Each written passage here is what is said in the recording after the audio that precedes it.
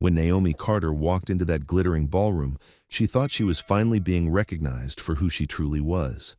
But she had no idea she was walking straight into the cruelest joke of her life. Her wealthy boss, Ethan Caldwell, had invited her to the most exclusive charity gala in the city, not because he respected her, but because he wanted to watch her humiliate herself in front of his elite social circle. What started as an evening of elegance would become a night that shattered every illusion she had about trust, dignity, and the man she thought she knew. But sometimes the greatest humiliations lead to the most powerful transformations. And sometimes the person who thinks they're in control discovers they're about to lose everything that actually matters. By the end of this story, both their lives will be forever changed in ways neither of them could have imagined. If you're ready to see how this story of betrayal and redemption unfolds, hit that subscribe button and tell me what city you're watching from. I love connecting with viewers from around the world. The fluorescent lights hummed overhead as Naomi Carter organized the last stack of quarterly reports on her desk. The office had grown quiet, with most employees already heading home for the evening. She glanced at the clock, 6:30 p.m. Another long day at Caldwell & Associates was finally winding down. "Naomi, do you have a minute?" She looked up to see Ethan Caldwell standing by her cubicle, his expensive suit still crisp despite the late hour. At 30, he carried himself with the confidence that came from family money and a junior partnership at one of the city's most prestigious finance firms. His dark hair was perfectly styled, and his smile was the kind that charmed clients and impressed his father's business associates. "Of course, Mr. Caldwell. What can I help you with?" Naomi kept her voice professional and pleasant, just as she had for the past 2 years working as his executive assistant. She'd learned early on that maintaining boundaries was essential in this job. Ethan was her boss, nothing more, nothing less. He leaned against the edge of her desk, a casual gesture that somehow felt calculated. "There's a charity gala next Friday night at the Grandview Hotel. It's for the Children's Hospital Foundation. Black tie, very elegant affair. I was wondering if you'd like to attend." Naomi blinked, surprised by the unexpected invitation. "Attend? As support," Ethan said smoothly. "You know how these events can be. It would be helpful to have someone there who understands the business side of things, someone reliable." Something in his tone made her pause. She studied his face, searching for clues about his real motivation. Why would he invite her to such an exclusive event? In 2 years, their relationship had been strictly professional. He'd never so much as asked about her weekend plans. "That's very kind of you to think of me," she said, carefully. "But I'm not sure I'd fit in at something like that." "Nonsense," Ethan replied, his smile widening. "You're intelligent, well-spoken, and you know the company better than anyone. You'd be perfect." Naomi felt a flutter of uncertainty in her stomach. Perfect for what exactly? She couldn't shake the feeling that there was more to this invitation than he was letting on. I need to think about it," she said. "Of course. Take your time." Ethan straightened up, adjusting his cufflinks. "Just let me know by Wednesday so I can arrange the details." As he walked back toward his corner office, Naomi stared after him, her mind racing. The charity gala was a far cry from her usual responsibilities of scheduling meetings and managing his calendar. She tried to imagine herself in a room full of wealthy donors and society figures, trying to make small talk about stock portfolios and vacation homes in the Hamptons. The elevator dinged, and she gathered her purse and light jacket. The October air was crisp as she stepped outside, and she pulled her jacket tighter around her shoulders. The walk to her apartment was only 15 minutes, but tonight it felt longer as she replayed the conversation in her head. Her phone buzzed with a text from her best friend Lena. "Dinner tomorrow?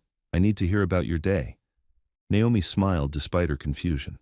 Lena Brooks had been her anchor since college, the kind of friend who could read her mood from a single text message. If anyone could help her make sense of Ethan's strange invitation, it would be Lena. She typed back, "Absolutely. And I have something weird to tell you." As she climbed the stairs to her second-floor apartment, Naomi tried to push away the nagging feeling that something wasn't right. Maybe Ethan really did need support at the gala. Maybe he genuinely thought she'd enjoy it. Maybe she was overthinking everything. But as she unlocked her door and stepped into her cozy living room, she couldn't shake the memory of his smile. Too practiced, too smooth, like he was enjoying a private joke that she wasn't in on.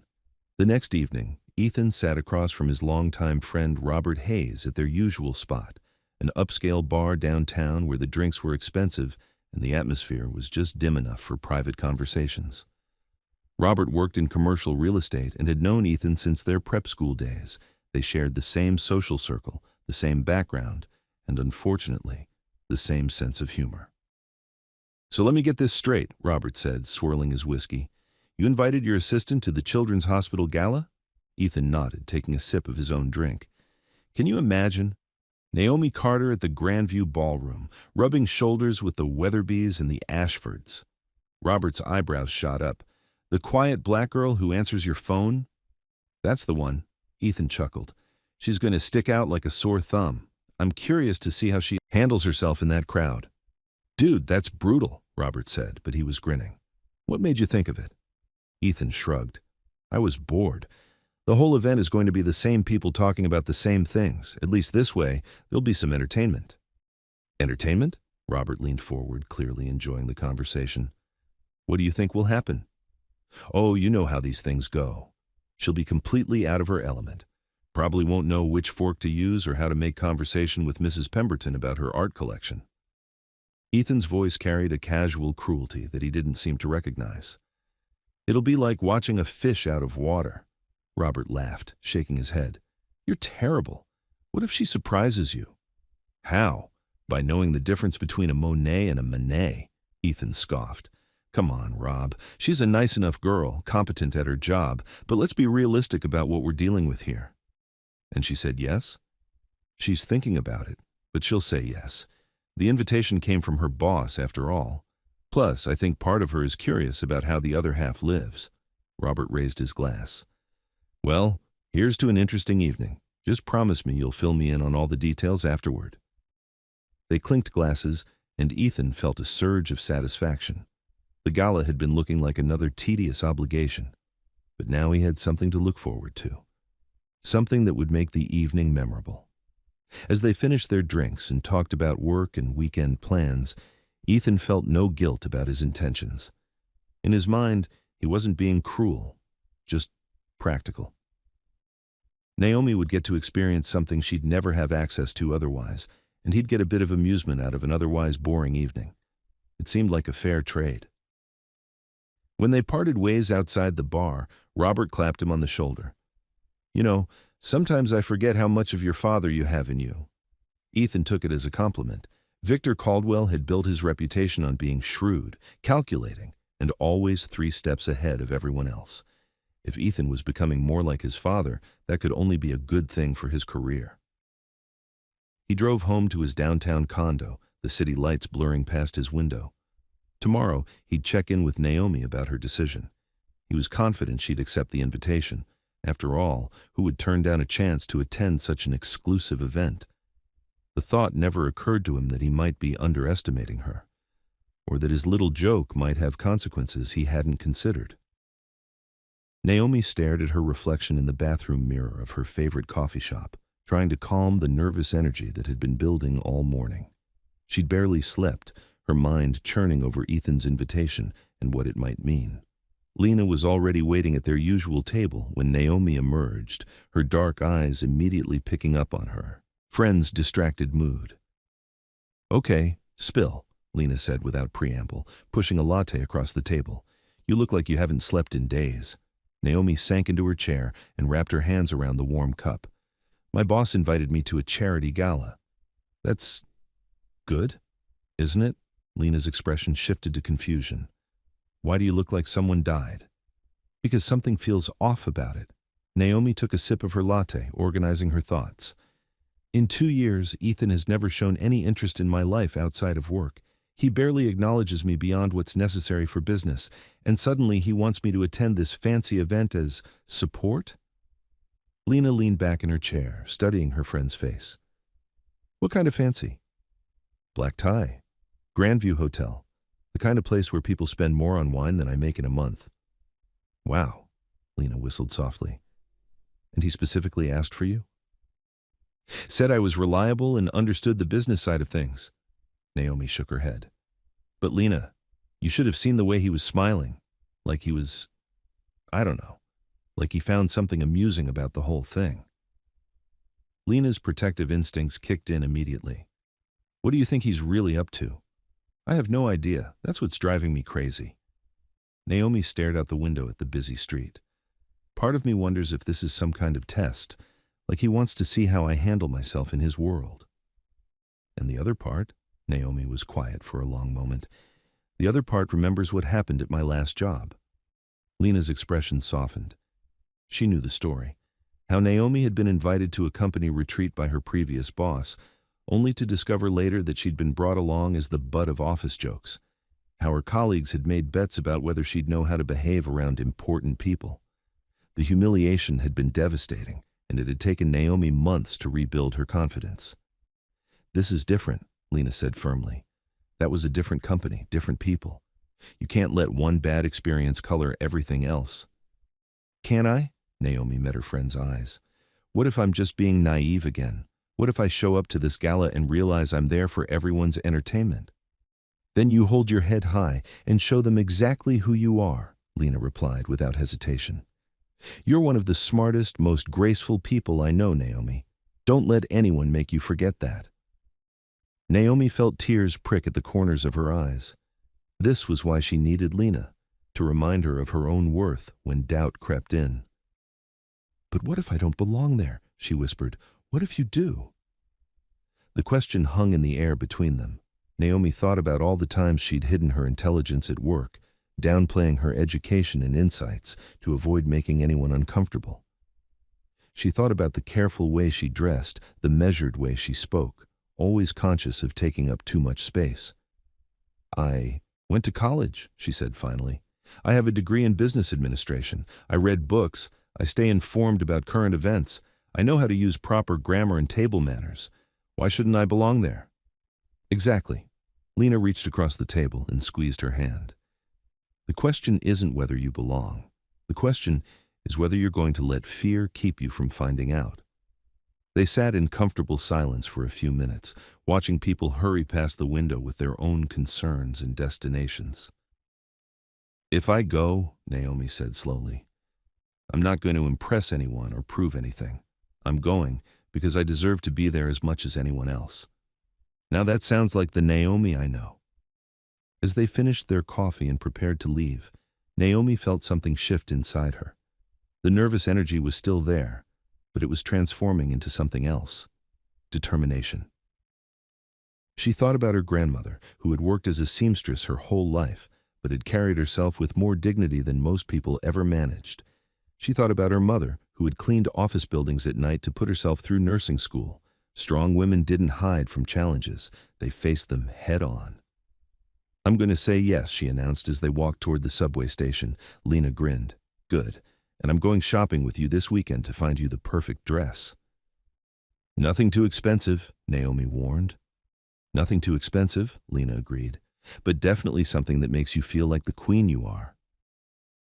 As Naomi rode the train back to work that afternoon, she felt a calm settle over her. Whatever Ethan's real motivations were, she would handle them with grace. She wouldn't let fear or past disappointments rob her of an opportunity to step outside her comfort zone. She thought about calling her mother to tell her about the invitation, then decided to wait until after the event. If things went well, she'd have a good story to share. If they didn't, well, she'd still have survived it. When she returned to the office, Ethan was in a meeting. She pulled up a new email and typed, Mr. Caldwell, I've decided to accept your invitation to the charity gala. Thank you for thinking of me. Please let me know what additional information you need. Best regards, Naomi Carter. She hit send before she could second-guess herself. 20 minutes later, her phone buzzed with his response. Excellent. I'll have my assistant coordinate the details. Naomi blinked at the message, then laughed out loud. She was his assistant. Either Ethan had made an amusing mistake, or he was already so focused on the gala that he'd forgotten basic facts about his own office. She wrote back, I am your assistant, but I'll coordinate with myself and let you know how it goes. This time, his response took longer. Right, of course. We'll discuss details tomorrow. Something about his flustered reply made her smile. Maybe this evening would be more interesting than either of them expected. The week passed in a blur of preparation and anticipation. True to her word, Lena dragged Naomi to 3 different stores before they found the perfect dress, a simple but elegant black number that hugged her curves without being flashy. It was more than Naomi usually spent on clothing, but Lena insisted it was an investment. "You're going to wear this to other events," she declared, as Naomi tried it on for the 3rd time. "Job interviews, dates, celebrations, think of it as your confidence dress." Naomi had to admit she felt different wearing it. The fabric was luxurious without being showy, and the cut was classic enough to never go out of style. When she looked in the mirror, she saw a professional woman who belonged in any room she entered. The morning of the gala, she woke early and went for a run through her neighborhood. The October air was crisp and clear, and the physical activity helped calm her nerves. She decided on a simple approach to the evening: be herself, be polite, and observe everything around her. Whatever happened, she would learn something from the experience. At work, Ethan seemed distracted and kept checking his phone. When he did speak to her, his tone was oddly formal, as if he was suddenly remembering that she would be attending the same event he was. "The car will pick you up at 6:30, he told her around lunchtime. "The cocktail reception starts at 7, dinner at 8. "I can meet you there," Naomi offered. "I don't mind taking public transportation." "Nonsense, it's all arranged." He paused as if he wanted to say something else, then simply nodded and returned to his office. Naomi spent the afternoon fielding calls and managing his calendar, trying not to think about the evening ahead. But as 5 o'clock approached, she felt butterflies building in her stomach. She left work early to prepare, taking time with her hair and makeup. She chose simple jewelry, pearl earrings that had belonged to her grandmother, and a delicate bracelet Lena had given her for her birthday. When she finally slipped into her dress and heels, she felt ready for whatever the night might bring. The car arrived precisely at 6:30. The driver was professional and courteous, holding the door open for her and making polite conversation during the 20-minute ride to the Grandview Hotel. As they pulled up to the entrance, Naomi's breath caught. The hotel was magnificent, with warm lights spilling from tall windows and elegantly dressed people climbing the stone steps to the entrance. Valets in crisp uniforms helped guests from their cars, and photographers captured arrivals for the society pages. "Have a wonderful evening, miss," the driver said as he helped her from the car. "Thank you," she replied, smoothing her dress and checking that her small clutch was secure. She climbed the steps slowly, taking in the scene around her. The other guests were exactly what she'd expected: older couples in expensive clothing, younger professionals trying to make connections, socialites who moved through the crowd like they owned the place. But as she reached the top of the steps and approached the entrance, something interesting happened. Heads turned, not in the mocking or curious way she'd feared, but with genuine admiration. Her dress was perfect for the occasion, her posture was confident, and her smile was warm and genuine. She belonged here. Not because of her boss or her job, but because she was a person worthy of respect and inclusion. The doorman smiled as he held the door for her. "Good evening, miss. Welcome to the Grandview." "Thank you," she replied, stepping into the opulent lobby. The ballroom entrance was ahead, and she could hear the murmur of conversation and soft jazz music floating from inside. She took a deep breath, squared her shoulders, and walked forward. Whatever Ethan Caldwell's reasons for inviting her tonight, she was here now, and she was going to make the most of it. As she approached the ballroom entrance, she caught sight of Ethan near the bar, drink in hand, talking to someone she didn't recognize. When their eyes met across the room, his expression shifted. Surprise, then something that looked almost like panic. For just a moment, she saw him as he really was, not the confident young executive, but a man who had just realized his carefully laid plans might not unfold the way he'd expected. Naomi smiled politely and gave him a small wave, then turned to accept a glass of champagne from a passing waiter. The evening was just beginning, and already it was nothing like what either of them had anticipated. She had no idea that in a few short hours, everything would change. For both of them. The ballroom at the Grandview Hotel was everything Naomi had imagined and more. Crystal chandeliers cast warm light over round tables draped in cream silk, each adorned with elaborate floral centerpieces. The soft murmur of conversation mixed with the gentle notes of a string quartet in the corner. Men in perfectly tailored tuxedos escorted women in designer gowns, their jewelry catching the light as they moved gracefully through the crowd. Naomi accepted a glass of champagne from a passing waiter and took a moment to orient herself. She'd attended company parties before, but nothing quite like this. The sheer elegance of it all was breathtaking. "Excuse me, are you here with the Caldwell party?" Naomi turned to find an older woman approaching, her silver hair styled in an elegant updo and her navy dress clearly custom-made. Diamond earrings sparkled at her ears and her smile was polite but calculating. "I'm here with Ethan Caldwell, yes," Naomi replied carefully. "How wonderful. I'm Margaret Pemberton. My husband Charles serves on the hospital board with Ethan's father." The woman's eyes swept over Naomi appraisingly. "You must be Ethan's girlfriend. How lovely that he finally brought someone to one of these events." Naomi felt heat rise in her cheeks. "Oh, I'm not— Margaret, there you are!" A distinguished man in his 60s approached, slipping his arm around the woman's waist. "I've been looking everywhere for you. The silent auction is about to close and you wanted to check on your bid for the weekend in Napa." "Of course, darling. Charles, I'd like you to meet Ethan's young lady." Margaret turned back to Naomi with a knowing smile. "I'm sorry, dear, I didn't catch your name." "Naomi Carter," she managed, glancing around the room for Ethan. Where was he? "Naomi, how beautiful," Charles said warmly. "Are you enjoying your first hospital gala?" "It's lovely," Naomi replied honestly. "The cause is certainly worthy." "Indeed it is. We've raised over $2 million tonight alone." Charles beamed proudly. "Young Ethan has been very generous. His table alone contributed $50,000. Naomi's eyes widened. $50,000? She tried to keep her expression neutral, but the number was staggering. It was more than she made in an entire year. "He's always been generous," she said diplomatically. "Family trait," Margaret added. "Victor and Marilyn raised him well. Speaking of which, they should be here somewhere. I know Marilyn was looking forward to meeting you." Before Naomi could correct the misunderstanding again, the Pembertons were swept away by another couple eager to discuss the evening's fundraising totals. Naomi stood alone for a moment, processing what had just happened. Everyone assumed she was Ethan's girlfriend, not his assistant, not his colleague, his romantic partner. The realization made her stomach twist with unease. Was this part of his plan? Had he invited her knowing that people would make this assumption? "There you are." She turned to find Ethan approaching, his expression unreadable. He looked handsome in his tuxedo, she had to admit, but there was something tense about the way he carried himself. "Mr. Caldwell," she said formally. "Naomi, please, we're not at the office." He glanced around the room nervously. "How are you finding everything?" "It's beautiful. Very elegant."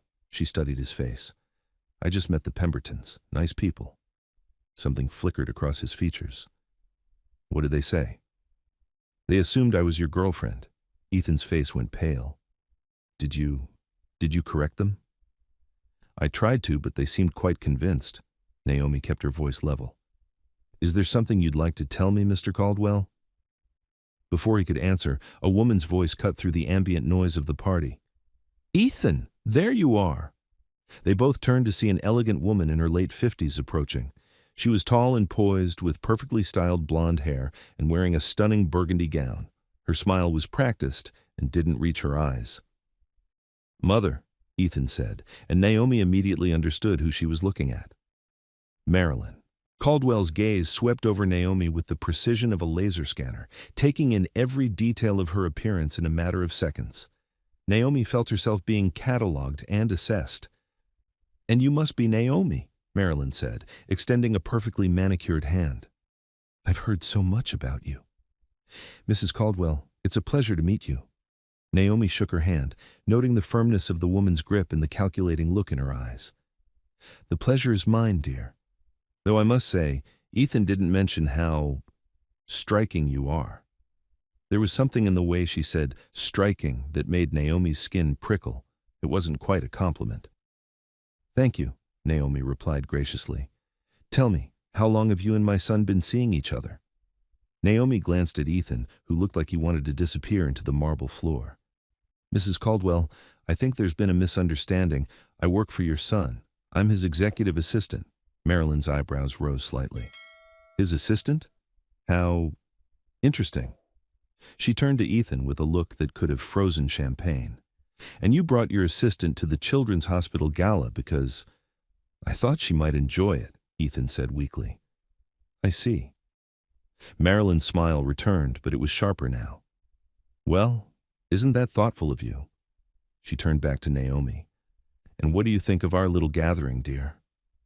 It's beautiful, Naomi said carefully. And the cause is important. Children's health care should be a priority for everyone. Yes, of course. Marilyn's tone suggested she found Naomi's response predictably simple. And do you have experience with charitable fundraising? Not professionally, no, but I volunteer at a community center in my neighborhood. We organize food drives and coat collections for families in need. How community-minded of you. Marilyn's smile never wavered, but Naomi could feel the dismissal in her words.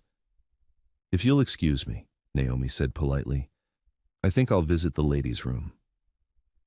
She walked away with measured steps, her head held high, but inside her heart was racing. She could feel the eyes of both Caldwells watching her retreat, and she wondered what they were saying about her. In the restroom, she took a moment to collect herself. The face looking back at her in the mirror was composed, but her eyes showed the strain she was feeling. She'd dealt with people like Marilyn Caldwell before, women who wielded politeness like a weapon, who could make you feel small without ever raising their voice. But she'd also survived worse than subtle disapproval from wealthy socialites. She could handle this. When she returned to the ballroom, dinner was being announced. She found her way to Ethan's table, where place cards indicated she was seated to his right. The other guests at the table were couples in their 40s and 50s, all clearly part of the same social circle. As they took their seats, Naomi noticed the curious glances she was receiving. Word had apparently traveled quickly through the crowd that Ethan Caldwell had brought his assistant to the gala. So, Naomi, said the woman seated across from her, Ethan tells us you work together. How nice that he thought to include you in tonight's festivities. The woman's tone was friendly enough, but Naomi detected the underlying question. What are you really doing here? It was very thoughtful of him, Naomi replied. I'm enjoying the opportunity to see this side of the business world. Oh, is that what this is? The woman smiled. Business? Naomi felt Ethan tense beside her. She turned to look at him, and for the first time that evening, she saw something in his expression that looked like shame. The first course arrived, a delicate soup that probably cost more than most people spent on an entire meal. As the conversation flowed around the table, touching on topics like upcoming vacations to Europe and recent art acquisitions, Naomi listened carefully and spoke only when directly addressed. She was beginning to understand something that chilled her to the bone. This wasn't about business support or professional development. This was about entertainment. She was here to be observed, to be the outsider who didn't quite fit, to provide amusement for people who had everything except genuine excitement in their lives. During the main course, she excused herself again, this time seeking fresh air on the hotel's terrace. The October night was cool, and she welcomed the bite of the wind against her skin. Naomi, she turned to find Ethan approaching, his bow tie slightly loosened. Are you having a good time? He asked. She studied his face in the dim light filtering through the ballroom windows. Are you? What do you mean? I mean, are you getting what you wanted out of tonight? He was quiet for a long moment. I'm not sure I know what you're asking. I think you do. She turned to face him fully. I heard Robert Hayes talking to someone by the bar earlier, something about how I was going to stick out like a sore thumb and provide entertainment for the evening. Ethan's face went white. Naomi, is that why you invited me? To see how the assistant would handle herself with the rich people? The silence stretched between them like a chasm. In that silence, Naomi found her answer. I see, she said quietly. It wasn't like that, Ethan said quickly. Not entirely. What was it like then? He ran a hand through his hair, destroying its perfect styling. I don't know. I thought it might be interesting. I didn't think about how it would make you feel. Interesting. She repeated the word like she was tasting something bitter. "I'm glad I could provide some interest to your evening." "Naomi, please, I know how this looks, but what? But you didn't mean to humiliate me. But it was just a harmless joke?" Her voice remained level, but he could hear the steel underneath. "But I should be grateful for the opportunity?" "No, that's not what I meant." "Then what did you mean?" He opened his mouth, then closed it again.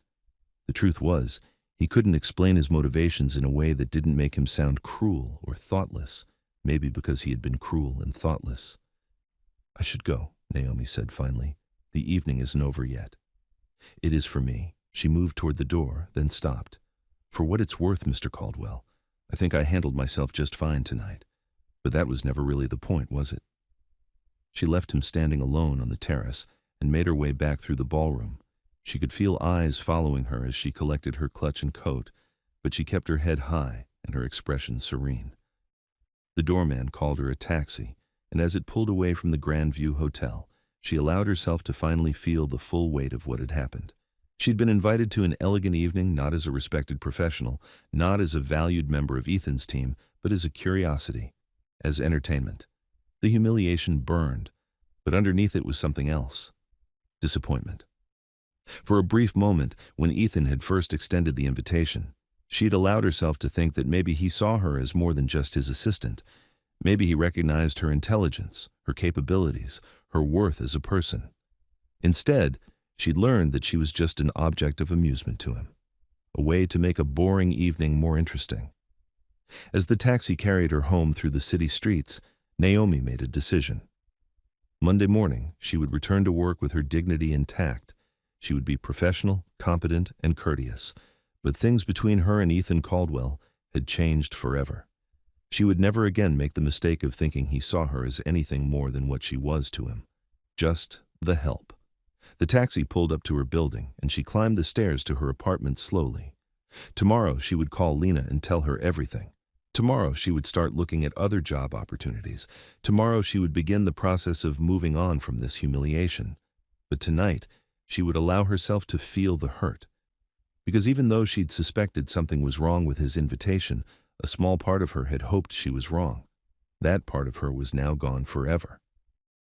As she hung up her dress and washed off her makeup, she thought about the moment when she'd walked into that ballroom feeling beautiful and confident.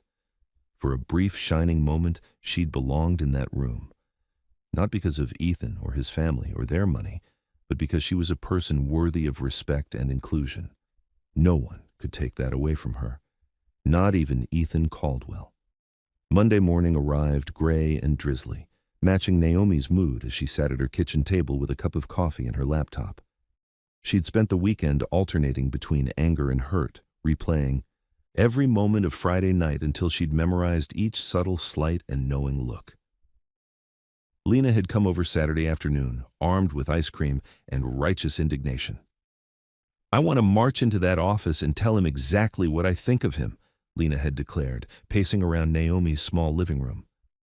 "That won't accomplish anything except getting me fired," Naomi had replied, though she appreciated her friend's loyalty. "Maybe getting fired would be a blessing. You're too good for that place anyway." Now, as Naomi prepared for another week at Caldwell and Associates, she knew Lena was probably right. But she also knew she couldn't afford to quit without another job lined up. Her savings account wasn't substantial enough to support an extended job search, and she had bills to pay. She'd made a decision over the weekend. She would be professional, efficient, and distant. No more friendly small talk, no more staying late to help with projects that weren't strictly her responsibility, no more treating Ethan like anything more than what he was, her employer. The elevator ride to the 15th floor felt longer than usual. When the doors opened, she walked to her desk with purpose, hung up her coat, and began organizing her tasks for the day. She had 3 meetings to coordinate, 2 reports to format, and a stack of correspondence to handle. At exactly 9:15, Ethan emerged from the elevator, looking like he hadn't slept well. His usual confident stride was more hesitant, and he kept glancing toward her desk as he walked to his office. "Good morning, Naomi," he said as he passed. "Good morning, Mr. Caldwell," she replied without looking up from her computer screen. The formal address hung in the air between them. For 2 years, he'd insisted she call him Ethan during office hours. The return to Mr. Caldwell was a clear signal that something had shifted. 20 minutes later, her phone rang. "Could you come into my office, please?" His voice was carefully neutral. "Of course, Mr. Caldwell." She gathered her notepad and pen, assuming he needed to dictate correspondence or discuss his schedule. When she entered his office, she found him standing by the window, hands clasped behind his back. "Please, sit down," he said without turning around. Naomi took a seat in one of the chairs across from his desk, her notepad balanced on her knee. "I owe you an apology," he said finally, turning to face her. She waited, her expression neutral. "Friday night, the gala." He ran a hand through his hair, a gesture she now recognized as a sign of his discomfort. "I handled everything poorly.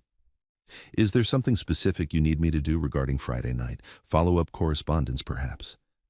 Her professional tone seemed to unnerve him more than anger would have. "No, Naomi, I'm trying to apologize to you." "I understand. Is there anything else you need from me this morning?" He stared at her for a long moment, clearly struggling with her detachment.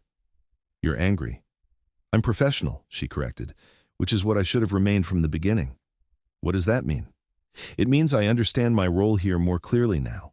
Is there anything else you need?" Ethan sank into his desk chair, looking defeated. "Yes, actually. I need to reschedule the Morrison meeting from Wednesday to Thursday, and I need you to prepare the quarterly projections for the partners' lunch on Friday." "Of course." She made notes on her pad. "Anything else?" "That's all?" Naomi stood and walked toward the door. "Naomi?" She paused but didn't turn around. "I really am sorry. I heard you the first time, Mr. Caldwell."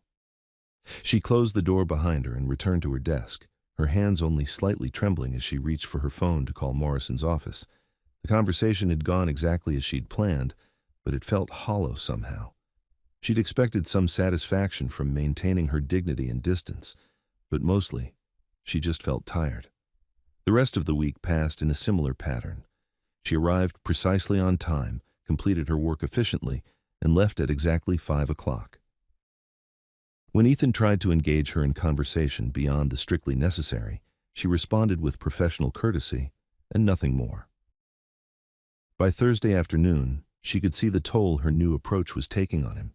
He seemed distracted during meetings, kept finding excuses to walk past her desk, and twice had started to say something to her before apparently thinking better of it. That evening, as she was packing up her things to leave, he appeared at her cubicle. "Naomi, do you have a minute?" "Of course. What do you need?" "I was wondering if we could talk, really talk." "We talk every day, Mr. Caldwell. Is there something specific about work that's concerning you?" "Not about work, about us, about what happened Friday night." She looked up at him directly for the first time all week. "There is no us, Mr. Caldwell. There's you, and there's your employee. I think I lost sight of that distinction for a while, but I understand it clearly now." "That's not fair." "Fair?" The word slipped out before she could stop it, carrying more emotion than she'd allowed herself to show all week. "You invited me to an elegant social event as a joke. You let everyone assume I was your girlfriend instead of your assistant, because you thought it would be amusing to watch me try to fit into your world. You turned me into entertainment for your friends and family. And you think my response isn't fair?" The words hung between them, and she immediately regretted letting her composure slip. "You're right," he said quietly. "You're absolutely right. I was cruel and thoughtless, and I don't have any excuse for it. I appreciate the apology. Now, if you'll excuse me, I have a train to catch." She gathered her purse and walked toward the elevator, leaving him standing by her desk. But as she waited for the elevator doors to open, she heard him call her name. "Naomi, wait." She turned around reluctantly. "I know I don't deserve to ask this, but could you give me a chance to make this right?" "Make it right how?" "I don't know yet, but please don't give up on me completely." The elevator doors opened and she stepped inside. As they began to close, she looked at him one last time. "I haven't given up on you, Mr. Caldwell. I've just stopped making the mistake of thinking we were friends." The doors closed and she was alone with her reflection in the polished metal. She looked tired, she realized, not just from the long day, but from the effort of maintaining such careful emotional distance. The truth was, she had thought they were friends, Not close friends, perhaps, but there had been moments over the past 2 years when she'd felt like he saw her as a person rather than just a function. When he'd asked about her weekend plans, when he'd thanked her for staying late to help with a difficult project, when he'd actually listened to her suggestions about improving office efficiency. But Friday night had shown her how wrong she'd been. In his world, she was the help. Useful, competent help, but nothing more. The sooner she accepted that reality, the better off she'd be. That weekend, Naomi did something she hadn't done in months. She updated her resume. Sitting at her kitchen table with her laptop and a cup of tea, she carefully crafted descriptions of her responsibilities and accomplishments at Caldwell and Associates. She was good at her job, she knew that. She was organized, intelligent, and capable of handling multiple complex tasks simultaneously. She'd streamlined Ethan's schedule, improved the office filing system, and even contributed ideas to client presentations that had helped win new business. Any company would be lucky to have her. As she browsed job listings online, her phone rang. It was her mother calling from Philadelphia. "Hi, sweetheart. How was your week?" "It was fine, Mom. How are things at the hospital?" "Busy as always. Mrs. Patterson in 4B is finally going home after her hip surgery, and we got 3 new admissions yesterday." Her mother's voice carried the satisfaction of someone who loved her work. "But enough about me. You sound tired." Naomi had inherited her emotional intelligence from her mother, a woman who could read volumes in a person's tone of voice. "Just a long week." "Work problems?" Naomi hesitated. Her mother had raised her to be strong and independent, but she'd also raised her to be wise about the realities of the world they lived in. "Something like that." "Do you want to talk about it?" And suddenly, Naomi did. She found herself telling her mother about the Gala invitation, about the assumptions people made, about overhearing the comment that revealed Ethan's true motivations. Her mother listened without interrupting, making small sounds of understanding and disapproval at appropriate moments. "Oh, honey," she said when Naomi finished, "I'm so sorry that happened to you. I should have seen it coming." "No, you shouldn't have. You should be able to trust that when your employer invites you to a professional event, his motivations are professional." "But Mom, you always taught me to be careful about situations like this, to remember that some people might not see me the way I see myself. I taught you to be aware and prepared, not to assume the worst of everyone you meet. There's a difference."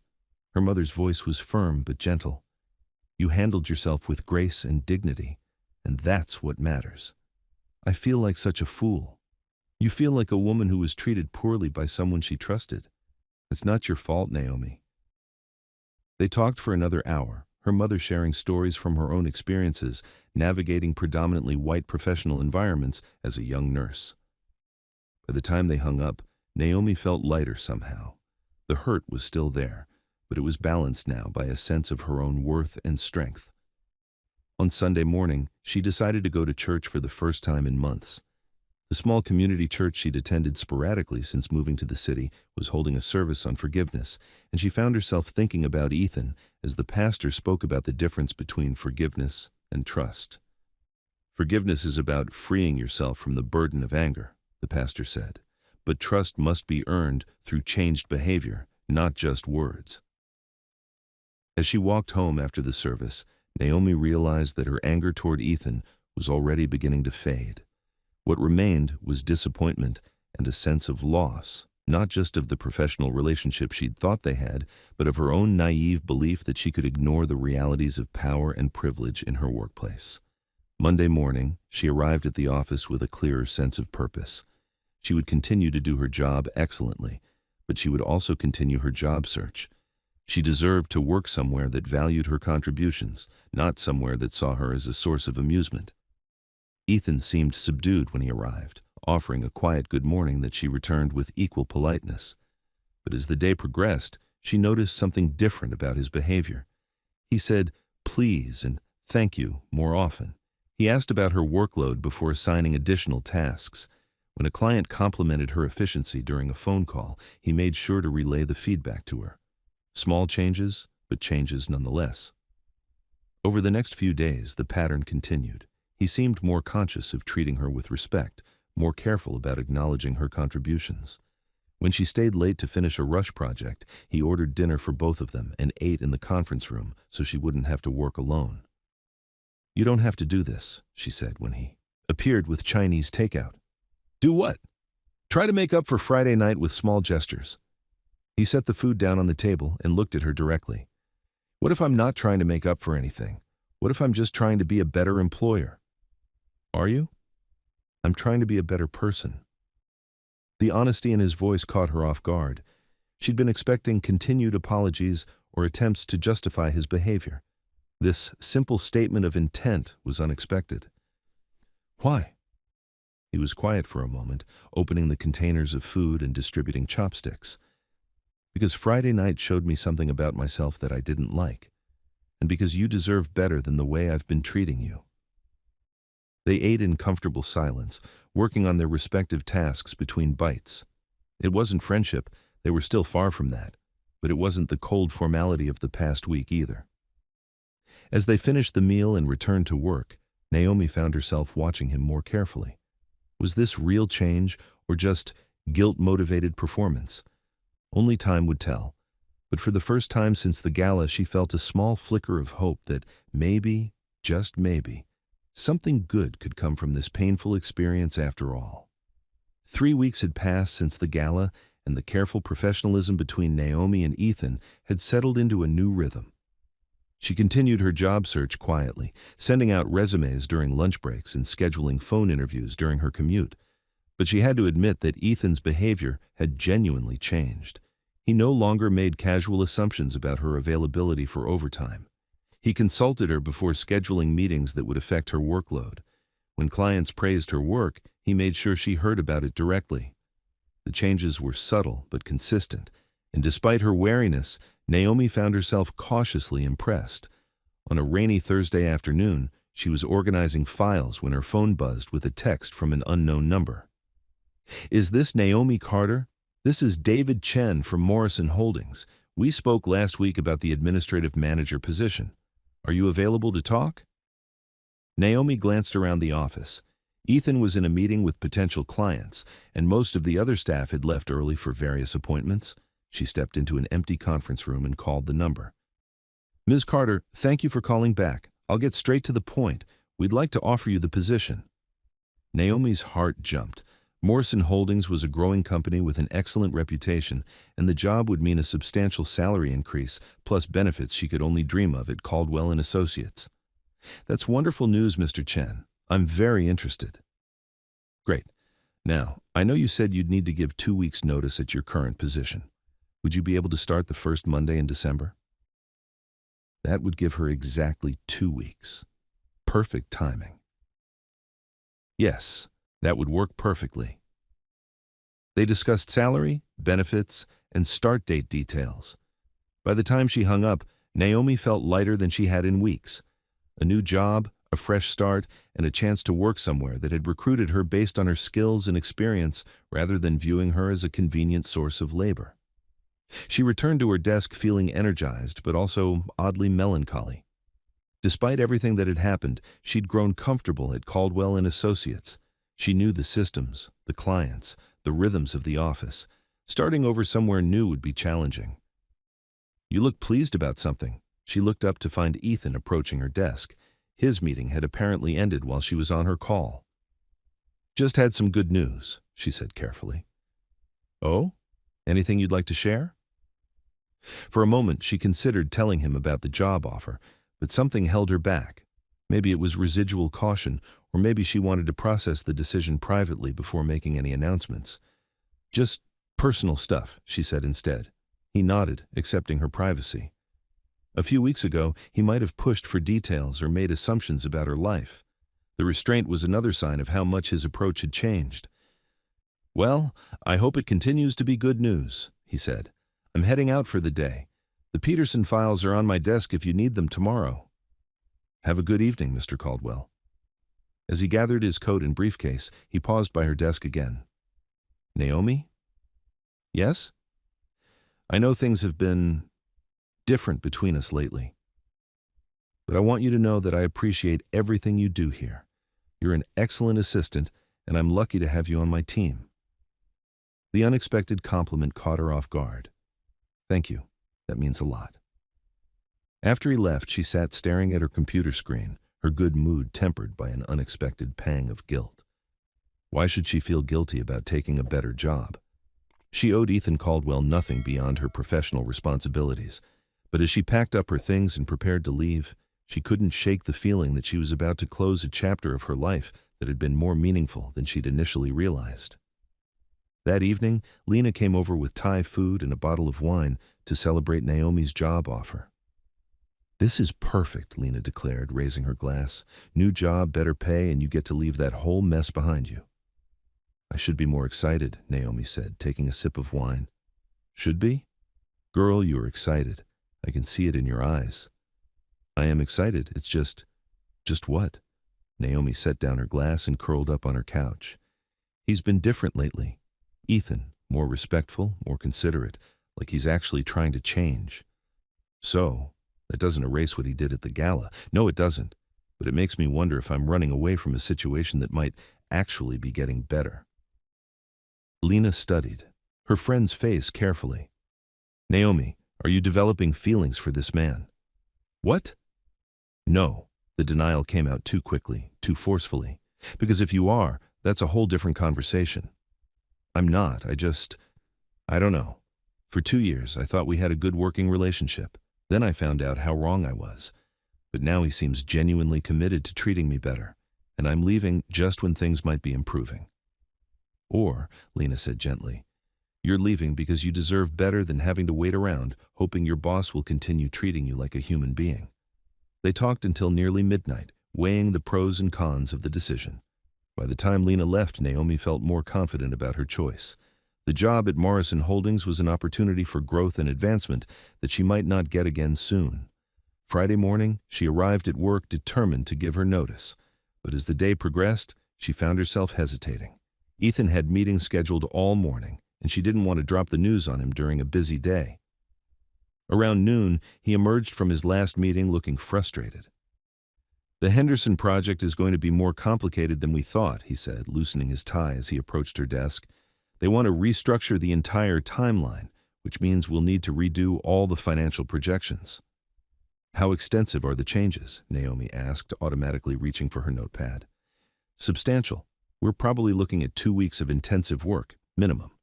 He rubbed his temples. I know this is terrible timing with Thanksgiving coming up, but Mr. Caldwell, Naomi interrupted gently, could we talk in your office for a moment? Something in her tone made him look at her more carefully. Of course. They walked to his office and she closed the door behind them before taking a seat across from his desk. I have something to tell you, she began. I've accepted a position with another company. I'll be giving my 2 weeks' notice effective today. For a long moment, Ethan just stared at her. You're leaving? Yes. My last day will be November 30th. He was quiet, processing the information. Can I ask where you're going? Morrison Holdings, administrative manager position. That's a good company, a step up. His voice was carefully neutral. Congratulations. Thank you. Another silence stretched between them. Is this because of the gala? He asked finally. Naomi had anticipated this question. It's because this is a better opportunity for my career growth. That's not really an answer, she met his eyes directly. It's the answer I'm giving you. He nodded slowly. I understand, and I can't say I blame you. I'll do everything I can to ensure a smooth transition. I can help train my replacement, organize all the files, prepare detailed notes about ongoing projects. I appreciate that. He paused.